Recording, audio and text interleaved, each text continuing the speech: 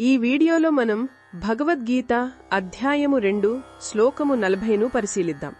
పరమాత్ముడైన శ్రీకృష్ణుడు అర్జునుడికి ఆయన ద్వారా మనందరికీ ఒక గొప్ప అభయాన్ని, ఒక అద్భుతమైన భరోసాను ఈ శ్లోకంలో అందిస్తున్నాడు.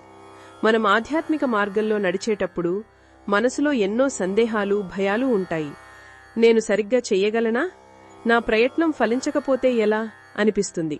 కాని భగవంతుడు చెబుతున్నాడు, ఈ కర్మయోగ మార్గంలో, అంటే ఫలాపేక్ష లేకుండా చేసే పనిలో మొదలుపెట్టిన ప్రయత్నానికి ఎప్పటికీ నాశనముండదు. మనం చేసే ఏ ప్రయత్నమూ వృధా కాదు. మనం లోకంలో చూస్తే ఒక వ్యాపారం మొదలుపెట్టవచ్చు, అది నష్టాల్లో ముగిసిపోవచ్చు.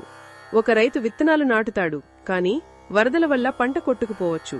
అక్కడ పెట్టిన శ్రమ, ధనం రెండూ వృధా అవుతాయి.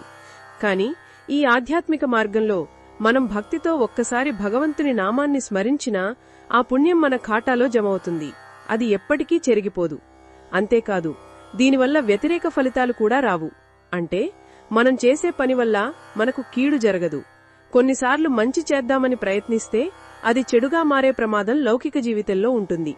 కాని భగవంతుని కోసం చేసే పనిలో ఆ ప్రమాదం లేదు.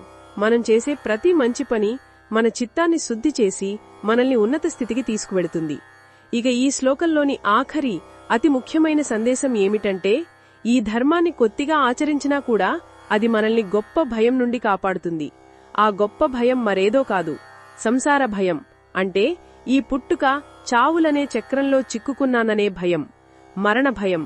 మనం చేసే చిన్నపాటి సాధన కూడా ఆ భయాన్ని పోగొట్టి మనకు ధైర్యాన్ని, శాంతిని ఇస్తుంది. ఇది ఈ శ్లోకంలోని భావాన్ని వివరించటమే లక్ష్యం. మరిన్ని భగవద్గీత శ్లోకాల అర్థాన్ని తెలుసుకోవడానికి మా తదుపరి వీడియోలను తప్పకుండా చూడండి.